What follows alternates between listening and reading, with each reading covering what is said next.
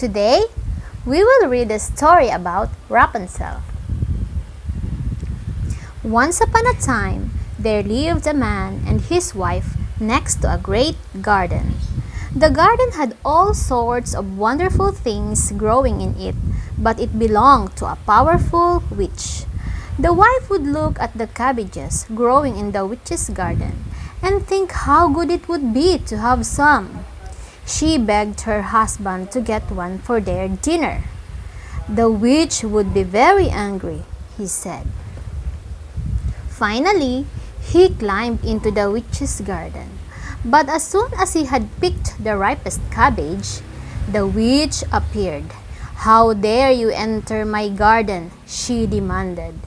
He explained just how badly his wife wanted to try the cabbage. "Very well," she said at last, "but you must give me your child in return." "But we have none," said the man. "Soon you will," the witch said, "and I will come for it." A few months later, a beautiful baby girl was born to them, and they forgot completely about the witch and the promise. One morning, the witch appeared at the cottage door. "Give me your daughter," she demanded. They begged and pleaded, but it was no use. The witch took the baby. The witch named the baby Rapunzel. When Rapunzel grew up, the witch built her a high brick tower. Nobody could get in or out. Rapunzel had long golden hair, so long and strong that when the witch wanted to see Rapunzel at the top of the tower, she called, "Rapunzel, Rapunzel, let down your hair." Rapunzel would loosen her hair and let the witch climb up. But most of the time, Rapunzel was alone in her high tower. Sometimes, birds would fly by the window, and from them, Rapunzel learned to sing the sweetest songs. One day, as she was singing, a prince came riding by and saw Rapunzel at the window. The prince looked for a way to get in. He wondered how the beautiful girl got food or if other visitors came. He decided to stay and watch. Before too long, the witch came. "Rapunzel, Rapunzel, let down your hair," she called. And the prince watched as she climbed all the way up. Now he waited again, this time for the witch to leave. After the witch went away, the prince called in a soft voice, "Rapunzel, Rapunzel, let down your hair." Rapunzel let down her hair again. When the prince came in, Rapunzel couldn't believe her eyes. She had never seen anybody but the witch before. Now, a handsome young man stood before her. "I heard you singing and I had to see you," said the prince. They talked for hours and hours and quickly fell in love. Before he left, the prince promised Rapunzel that he would come back every day when the witch wasn't there. But one day, when the witch came, Rapunzel made a terrible mistake. "It always hurts when you climb up my hair," she complained.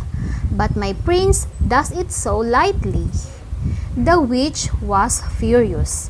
In a rage, she grabbed a big pair of scissors and cut off all Rapunzel's beautiful hair. "Now, let him try to come and see you," she said angrily. When the prince came, he tried to climb the tower wall. He fell down and hurt his eyes and couldn't see anything anymore. He wandered around in the forest trying to find his way back to Rapunzel. Rapunzel was sadder than ever. Her prince was gone, and even the witch hardly came to the tower anymore. Her only friends were the songbirds, whom she envied because they were free and had each other for company. As Rapunzel watched the birds build their nest, she got an idea. Carefully, she cut the bed sheets and blankets into strips and wove them together as the birds wove their twigs, and the witch had braided her hair when it was long and golden. Rapunzel tied one end of the cloth tightly to her bed. She lowered the other end out of the window.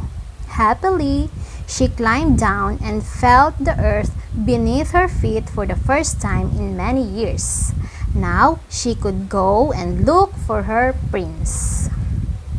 A long time passed, but Rapunzel never stopped looking.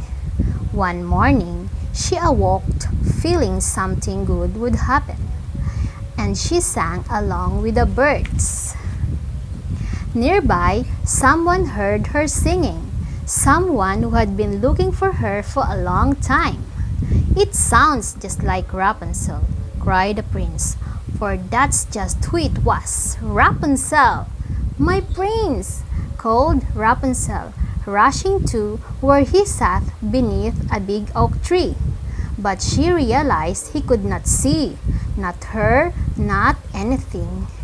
"Oh, my prince!" Rapunzel cried. Her tears fell on his face, bathing his eyes. But that opened the prince's eyes and he could see again. He kissed Rapunzel and they made their way back to the prince's kingdom.